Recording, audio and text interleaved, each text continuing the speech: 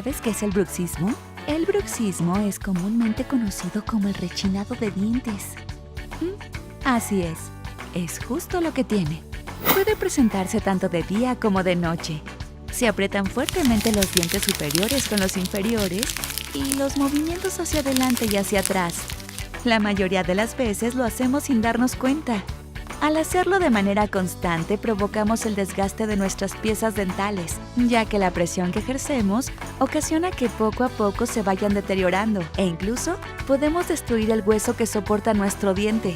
Si notas que tu pequeño o cualquier integrante de tu familia presenta alguno de estos síntomas, dolor facial, dolor de cabeza y cuello, no dudes en acudir a tu dentista para que él determine el tratamiento más adecuado a seguir.